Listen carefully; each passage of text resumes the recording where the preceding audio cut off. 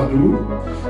I'm CTO in Vinci Autoroute Network in France, and I will speak about management of highway bridges affected by delayed transit formation pathology, which is really strong issues in France. So good afternoon. I will introduce today really typical French issues we met in highways. This is the delayed transit formation pathology, and I will explain to you how in France we manage these bridges. So thank you for giving me the opportunity to present this important subject about one of the worst pathologies we have to deal with on the French highways bridges. After giving you a brief outline about French private highways, firstly, I will introduce the DEF pathology, its origins, the description of the phenomenon, the causes and the consequence for bridges. Secondly, I will give you a brief outline about DEF and its effect on the French highways networks. Thirdly, I will explain how French private bridge managers deal with this pathology. Finally, I will draw an overview on prevention and repair solution in order to solve this plague. So, of the 21,200 kilometers of national road in France, 9,000 are operated by private companies. Concessions, this is the French word, generally include the design and construction and the operation of highways over long periods of time, 30 to 70 years. All risks are transferred by the grantor, which is the public authority, to the operators, land acquisitions, building, traffic risks. So the asset management is the whole responsibility of the private owner who has to reach performance goals set by the contract. About 11,000 bridges are thus managed by the 20th private highways company organized under a professional associations called ASFA. Given the technical challenges associated with the DEF, ASFA operators have decided to combine their efforts in order to find a way to manage this plague. To begin my presentation, I need to introduce this pathology. Although the formation of a transit has been known for a long time, it was only at the end of the 80s, first in Finland, then in Germany and in Czech Republic, that the first cases were observed on railway sleepers, concrete having undergone thermal treatment. Later, in the 90s, the phenomenon was observed on structural precast concrete in buildings and in bridges, especially on massive components of concrete, and in the United States and United Kingdom. The first French case dated from the mid of 19th. It was the bridge over the Onde River in the south of France. It was not until 2006 that the presence of DEF on the French concession highways network was finally highlighted in the Cofiroute and APRR network. But finally, what it is, where does this pathology comes from, and what are its causes and effects? The DEF is a pathology resulting from the delayed formation of A-transit or calcium trisulfoaluminate. This is not to be confused neither with the primary formation of a transit that results from the cement hydratations, which does not cause swelling since the reaction occurs before the setting of the concrete, nor the secondary formation of a transit, which can cause expansions, but rarely, which is due to external sulfate additions. The DEF pathology is a result of physicochemical mechanism that comes from, first of all, the modification of the hydratation reaction of the cement caused by the temperature rises, producing higher concentration of sulfate ions. Then the development of étringite when in contact with water on aluminate. And finally, the expansion, which depends on the composition of the concrete, especially its contents in aluminate and alkalines. The main parameters triggering the reaction are the water or humidity contained on the environment, contact with the concrete components. High temperature beyond 65 degrees Celsius during the thermal history of human concrete. Formula of concrete, sulfate and aluminate concentration in cement, and also exothermy of the reaction. And at least alkaline concentration in concrete gravels. On bridges, this pathology is mainly observed on precast parts that have undergone thermal treatment, suddenly on massive or critical components for which control of temperature is difficult to master, and thirdly, on the components particularly exposed to humidity or in contact with water, in piers in rivers, piers, caps, head beams, and footings, for example. The consequences of death are various degrees.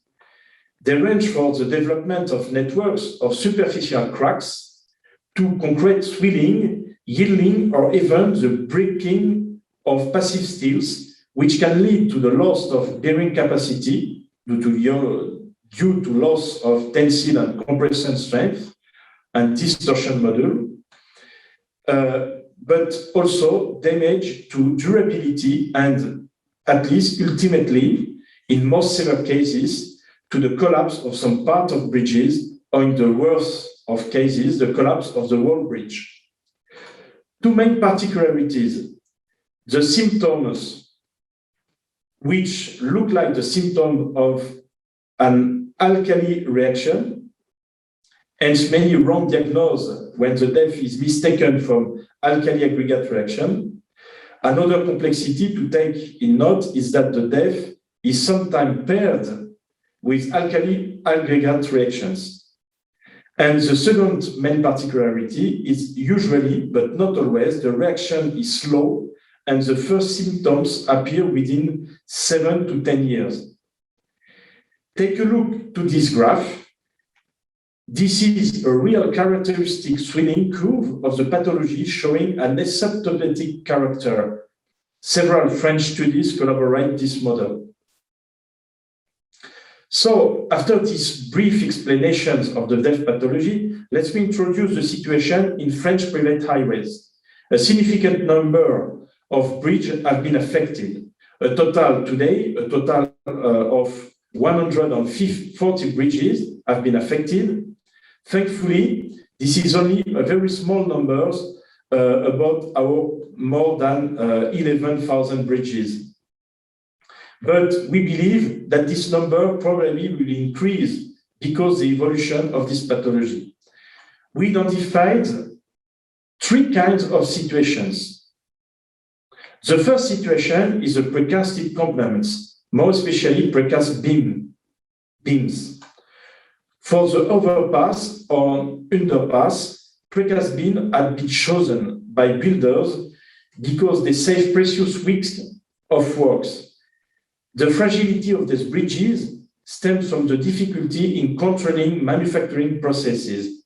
The precast manufacturers are always challenged in reducing the production time, so they apply thermal treatment, high steam curing temperature in order to reduce production cycles. Tracing the human concrete history sometimes pertains to art of divinations. Generally and naturally, due to rain expositions, the edge beams are the most damaged. In addition, overpass are assembled for 16 to 50 beams for the most common configurations. The number of beams potentially affected is therefore important more than 1,000 beams in my network, in a VINCI Autoroute network. The second situation regards the large grids and their massive components. In this case, it's essentially piers, caps, and footing that have developed that pathology. These are massive components, 2.5, 3 to 3 or 4 meters diameter. In the concrete setting had taken place on site, and the control of temperature is not easy. The cement used are also favorable for depth.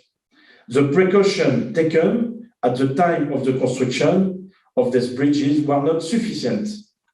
These bridges are generally relatively large and support the highways. Some have piers, have river piers, which is a factor of acceleration of the reaction. Others have piers of great height. For the private owner, the stakes are mainly the management for the possible loss of functionality of the bridge carrying highways. This has serious consequences. The loss of bridge capacity obliges to serious traffic management constraints. This is extremely difficult and very costly. Take the example of these viaducts on the pictures in the west side of France. The third situation is the common bridges with some critical, massive or not, components affected by depth, 40 centimeters sides walls, pier walls, abutments, and heat beams, back walls, a lot part of bridge elements. In this case, the diagnostic was not obvious because the issue about the current temperature did not seem to be preponderant. The condition during which the task was done in summer, for example, during hot temperature, may explain some cases. In the APRR, in one of the motorways of one of the concessionaires called APRR, the pathology was only highlighted during the second series of observations. This example also shows that some cases are singular and depart from the rules. So, how the bridge manager deal with this pathology? There is a graduate and progressive process beginning by the survey. For all the previously mentioned situations, the starting point is always the observation made during the bridge inspection. The presence of crack networks that can exceed 0.3 millimeter immediately generate specific survey operations. Index of crack are implemented according to national standard, French national standard, as well as entire maps that are updated periodically from 1 to 4 times a year, depending on each situation. The aim is to characterize the crack behavior, damage level, and evolutions. The difficulty is also to understand at what stage of the pathology the bridge is. These fundamental observations are not sufficient enough if they make it possible to classify the bridge according to their behaviors. In the event of significant deterioration of the concrete, close surveying contributes to preventing risk, which can affect user falling of fragments, for example. In complement to surveying, bridge managers need to realize diagnostics. This is therefore necessary to carry out further investigation of the bridges. They consist mainly on taking carrot samples and carrying out a series of laboratory tests. These investigations make it possible to identify the origin of the swelling, alkali aggregate reaction, depth, or both combined. The diagnostic test on core samples also allows to determine the potential residual of swelling by the accelerated expansion tests, and allows also extrapolate the stage of development of the pathology. A new hierarchy makes it possible to differentiate each bridge according to its reactive potential and to cross-check the level of damage highlighted throughout the survey. Finally, on a small amount of bridges deemed representative, specific instrumentation can be installed in order to deepen the knowledge of the bridge behavior. It mainly consists in distance metry, either optical fiber continuous or not,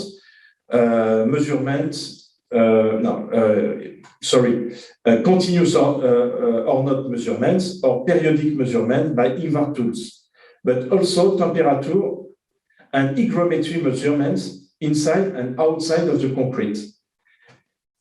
We also do distortion measurements by rebar constraint charge are being implemented in some of situations.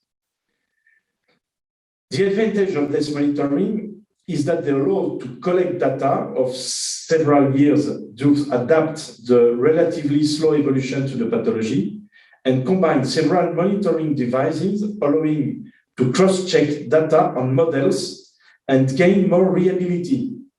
The interpretation of the results must take into account elements other than the data measurement of the bridges, a result of tests of sampling, modeling of the evolution, and history of the bridge.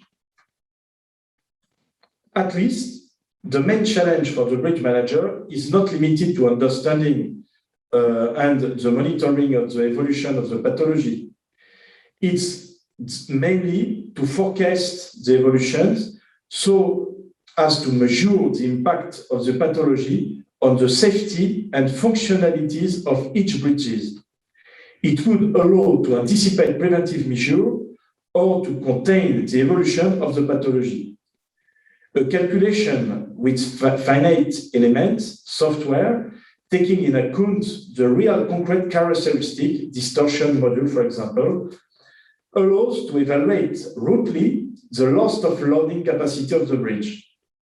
In order to do it, French university, as well as the state laboratory, Université Gustave Eiffel, for example, supported by private owner, undertook modeling of this pathology. The objective is to use input data produced during construction when available, crack surveying, swelling studying, and estimate of residual swelling potential and data from different monitoring in order to model swelling in each part of the bridge. Some expansion rules are today consensus, even if the heterogeneous nature of the swelling complicates accurate modeling. The latter should allow us to measure the effect of swelling on bridge, passive steels or pre-stressed steels, cohesion of concrete, and to conclude on the proficiency of the structure to maintain a good level of service at the different stage of the pathology.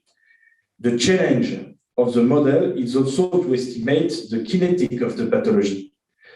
We are aware that we are at the beginning of this task and that many obstacles obstruct the actual process, such as the lack to precise data on the young concrete thermal history. So, what can we do regarding this pathology? First, what to do so that the bridges are not longer affected. The numerous studies of observation made have enabled the French Technical Department Authority, Université Gustave Eiffel, to put into place in 2007 a prevention grid which has demonstrated its efficiency. This grid specifies each risk level allows prevent owner to establish the risk acceptability, each level to exposure to formulate concrete, each preventive level available in order to constrain the constructive process, temperature, alkaline content. A wide of criteria prescription had been done in order to help bridge owner to define the right processes. Finally, since the publication of this tool, almost all bridges built respecting these rules haven't been reached by DEF. But we have to be sure that all owners use it to prescribe these rules in their projects. One recent example near Costa Rica is the Atlantic Bridge in Panama. The risk analysis in the design phase before the work shown a high risk of death regarding aggregates, cements, size of the piers and footings, and hot climates. So the constructor decided to manage concrete temperature using post-cooling or pre-cooling during the construction in order to limit the temperature rise to 70-75 degrees Celsius. The technique used was to inject nitrogen on the concrete at the batching plants. So what to do with the affected bridges? Today, this is the axis of research and work open to private owners. Three kinds of intervention. First, protection measures to limit the development of pathology by the sealed protection to affected concretes. Much research is in progress, especially in France and in Portugal, with whom we also work. This is by far the most reasonable approach. No miracle product available yet, but promising results. So far, tests are limited to measuring and effectiveness to existing products. The next steps will certainly be to experimental composition of an adult product. The second solution is for structure when the pathology will have already led to performance losses. The conjugation, protection by cutting, and structural reinforcement is an option to be considered. And finally, for the most damaged components whose protection are no longer possible or reinforcement too expensive, it's sometimes possible to consider standard replacement parts, beams, abutments, earth beam or piers. These work are, whatever happens, the ultimate result, taking in account the impact on the availability of the bridge and the cost of such works. So, at least the ASFA, this is the Association of Private French Motorways, continue to support some research and development in this field with two new theses under progress since the beginning of this year. One regarding modeling of depth impact on bridge regarding load capacity at different state of time. Second, on regarding the coating efficiency to protect bridge suffering by depth. We first test on simple in laboratory in order to select the better product. Then we apply this product on a big size sample to validate the protection reliability in structure scale. So in conclusion, we can say that this plague is a global scope, although not much known in many countries. The causes of this phenomenon are now well known. Preventive measures seem effective. The follow-up and monitoring process of the affected bridges are in good running order. Expansion modeling is a long-term and complex yet promising project. And to finish, protecting bridge using coating seems the best solution. Research and development program under progress will allow to define the range of products adapted to each cases. But I hope that you will not find this pathology in your network, of course. Thank you for your attention.